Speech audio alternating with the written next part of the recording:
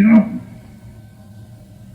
શું થાય એ સ્થિતિ થયા મહારાજ બોલે વાંચ્યું કે આપણે થોડું ઉર્મત થઈ જવું ને હિંમત થઈ આપી જોઈએ આ ગ્રહ લેવું છે ઉર્મત થઈ આપી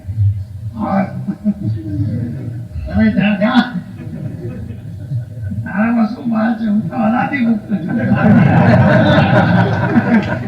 એવું નહીં બોલવા એમ કહેવાનું કે મહારાજને સુખમાં પહોંચેલા મહામુક્તોએ મને કહ્યું કે તમે મહારાજને મારા છો તમારા દીકરું કશું કહું વતનનું સતત મનન કરી તમે સુખ રહો છો બરોબર એમ કેવું પણ દાદા તું તો એમ ન કેવું એ અંદર એને ખબર નથી એને ગમતી નથી એટલે એ બસ કહે ને આપણને જોઈ પણ ના શકે નહીં એને ક્યાં ખબર છે કે આપણે આવી સ્થિતિમાં મારે ખબર દેખે અને પર્વતભાઈ જેવાના પણ દેખે સામે ઓળખા જોડો જાય એ પર્વતભાઈ સ્વામિનારાયણ પર્વતભાઈ બીજો પર્વતભાઈ એ સ્વયં છે આપણું કાઢતા જો લોકો લઈ જાય પર્વતભાઈ કોકે પર્વતભાઈ હશે પર્વતભાઈ કે ગતિ લવાય શું કરી એટલે એના અજ્ઞાન સામે મહાભક્તો હશે એને ખબર નથી એટલે આપણે એનો તિરસ્કાર એટલે ગતિ જ હોય તો રાજી થવું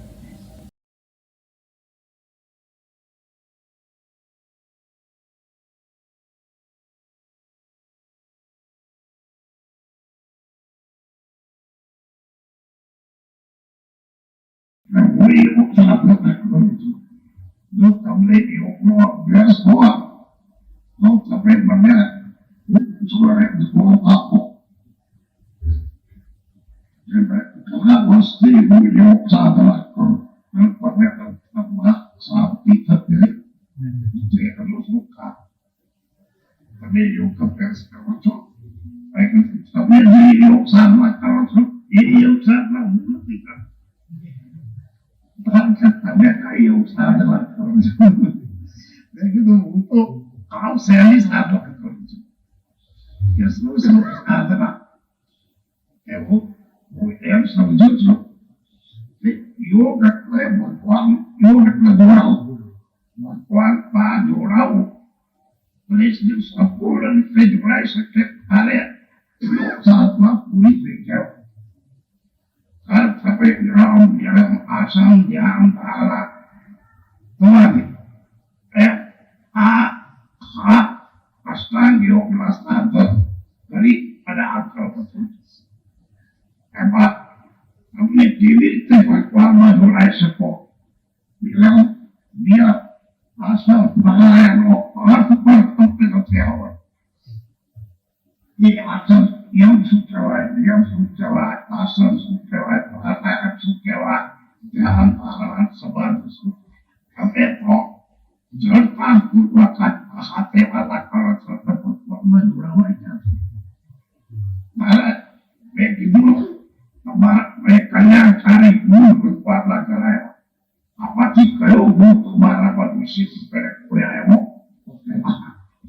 તારે મેં કે તમે આંતરિક રીતે યોગ સાધો છો એ સાધનામાં ક્યાંથી મજા હું તો આજવા હતો ભગવાન સ્વામિનારાયણ ની મૂર્તિનું સ્થાન એ યોગ એ મૂર્તિમાં જોડાણ એટલે આપોઆપ જ યોગ સમય જાય પછી કે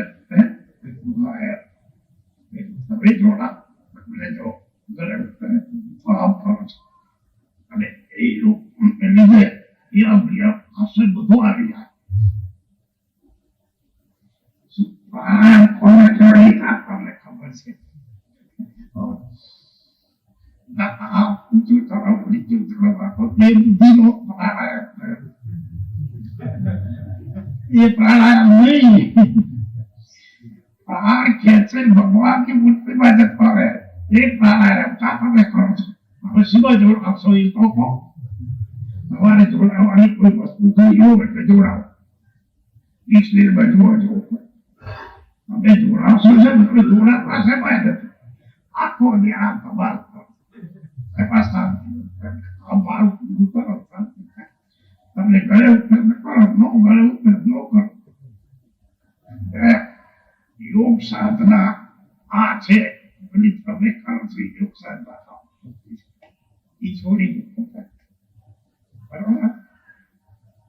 તમે સિર્ફ યોગ સાધના આપતા કાયમો ચાલો તમારે વ્યાય છો સોલ્યુશન આપો. બુદ્ધિ બાજુ રાખવાનું કરો.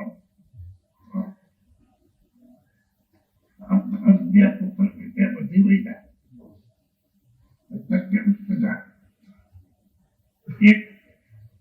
એક હોય અને એક જાડો એનું પકડી મારે તો સુધી એકદમ મળવા એ આંતરિકો એ અસુરી મતમાં છે.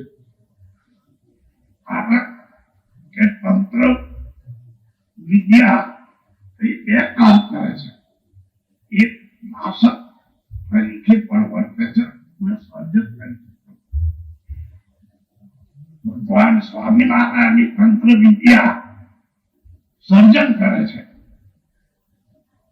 જ્યારે આ તંત્ર વિદ્યા બૌદ્ધિક તત્વ વિદ્યા એ નાશક તરીકે કામ કરે.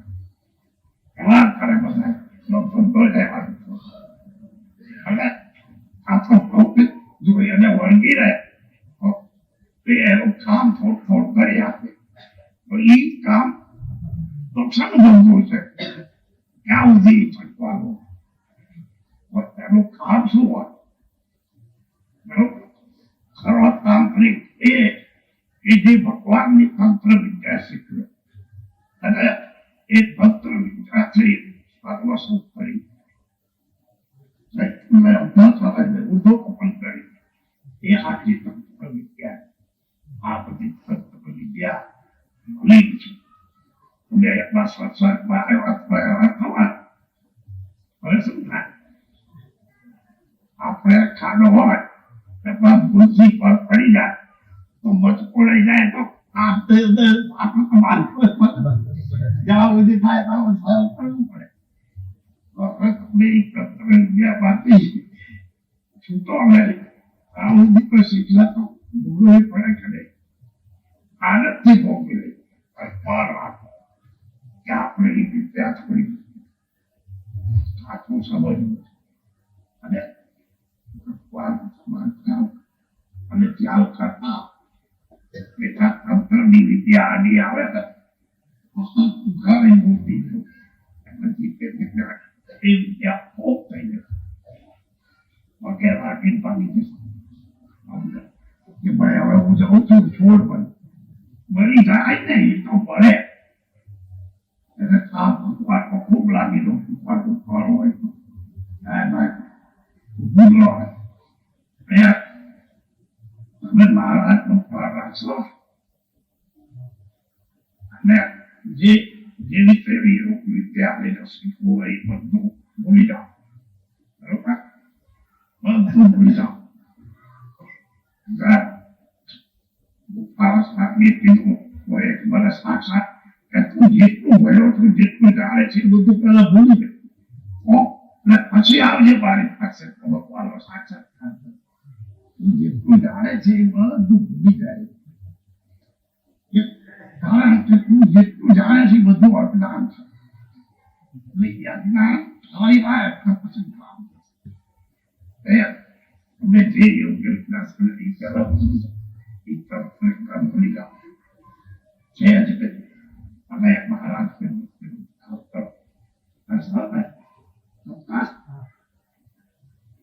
ચાલુ કરશે.